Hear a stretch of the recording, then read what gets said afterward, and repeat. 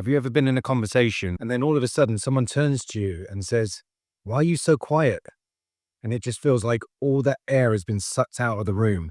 People turn to look at you. You might start to feel yourself blush or sweat. And it's as if they've just stuck a knife into that wound that you were carrying inside yourself. If that hits a nerve with you, then this is exactly the video you need to see. My name's Ed Barton, and I coach professionals to overcome social anxiety. And I've had this conversation dozens and dozens of times. So watch this video because I'm going to show you exactly what's going on in these situations and how you can overcome it. If you're being told that you're too quiet, the problem isn't your personality. It isn't that you need to learn more interesting stuff or have more cool things to say or have some magic tricks to do to entertain people. There's nothing inherently wrong with you at all. The problem is that you're standing in your own way. You've been conditioned to be so scared of people that your nervous system is so jacked up. There is absolutely no way in the world that you can be relaxed in a conversation and be able to just say the things that you want to say.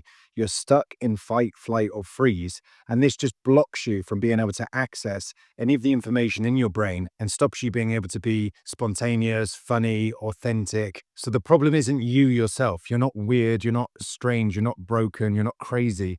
You're just standing in your own way. You're blocking yourself. So in this video, I'm going to show you how you can start to drop some of that and allow the true, authentic, spontaneous person that you really are come forth in conversations and have this situation end where people are looking at you and wondering why you're so quiet and so withdrawn. The first thing to understand about this is that when people call you out for being quiet, oftentimes they're not attacking you at all. They may be well-meaning, but they might just be socially inept themselves. And people are oftentimes not comfortable with silence. So if you're not being as vocal or as upbeat as they would like, it may be making them feel uncomfortable and they're projecting that out onto you. So there's some cognitive reframing that can be done around this in the first place. Don't always assume that they're just calling out your core wound and putting you on the spot and trying to embarrass you. That is true in some instances. I've had it myself. I've talked to clients about this situation. Sometimes people do use it as a passive aggressive call out, but a lot of times people are also just concerned about you. And the meaning of what they're saying is, are you okay? I want you to be more involved. I hope that you're all right. I want to have more connection with you. So it's not always a call out. But if we're already paranoid and defensive about not being as socially fluid as we would like to be, or not being as loud and forthcoming as we would want to be, when people call that out, it feels like a direct attack on that core wound that we're trying to protect. And we feel very exposed. And it sends this message to the brain that, oh, this is great. It's exactly the thing that I've been trying to hide, that I've been trying to compensate for is now so apparent to everybody. And here it is, it's been exposed. But oftentimes it's not like that at all. So the first thing to do is to try and get some relaxation in your body and relax a little bit. And that has to be done consciously by breathing down into the diaphragm. Obviously, you don't want to do this too conspicuously while you're in a group or if you're in a social setting, but you can find ways just to unlock your tension, unclench your fists, just try to actually consciously relax the body so you can start to get a good breath in and actually give more than just monosyllabic answers. So that's the physical side of the situation. But the real issue that's going on here is the high level of self-filtering. You're cutting yourself off from any kind of authenticity. You're not allowing yourself to just break free and say the things that are coming into your head because you're stuck in this analysis paralysis where you're just wondering, is this the right thing to say? Should I say this? Will this be accepted? What if they think I'm strange? So with this, there's also a two-step process.